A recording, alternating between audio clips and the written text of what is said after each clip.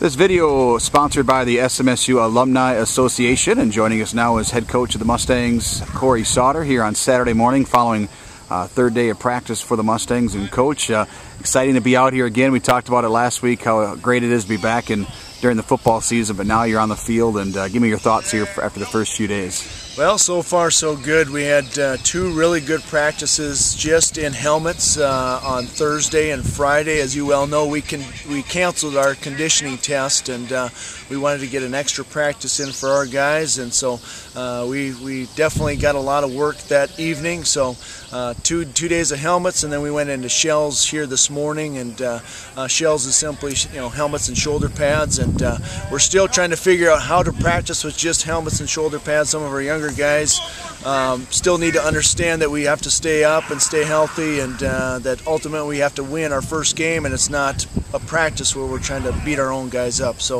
I think we're still in the early parts of that as far as understanding how to practice, but as far as effort and everything else, guys have really caught on pretty quickly. Do you think do you see the intensity rise a bit when the first day of shells, just because there is some form of contact with the helmets and the shoulder pads? Right, because our first two practices in helmets, we had a lot of individual drills, so really this is our first time where our offense and defensive line are actually going against each other, contacting each other, and so naturally there's going to be a little friction inside, but all in all, I think our guys have been giving great effort, paying attention, really giving us what we're asking, and so I'm excited early on. Now we have to carry that throughout once we start getting tired. Let's talk about now blending the new guys with the veterans. Of course, you're implementing offense and defensive schemes and whatnot, but how is that process going so far with the new guys picking up what you're trying to teach? Well, good. I mean, on the defensive side, we have a lot of juniors and seniors just by nature, but as far as our incoming freshmen,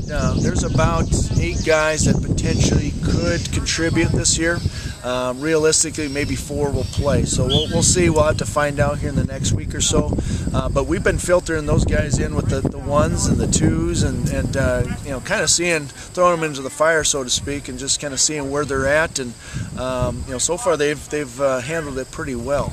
Let's talk about now that before school has started, what your plan is now each day here, now that practice has started, kind of a typical day for fans at home, what goes on during fall camp. Right, well, the way we treat it, it's almost like a professional training camp, in the fact that they don't have school, they don't have other distractions, so we essentially take up their whole day with meetings, with practice, with lifting. So we usually practice in the morning, and then when it's cooler, and then in the afternoon we'll do a special teams walkthrough. We'll either lift, we'll have meetings to watch the film from the morning, and then we'll install in the evening, as well as a team meeting to handle any of the internal issues that we may have. So it's going real well. The nice thing about this is there are no distractions. We don't have students on campus. We don't have really anything else to worry about. It's just straight football, getting plenty of rest, eating, and practicing and meeting. So it's just nonstop football,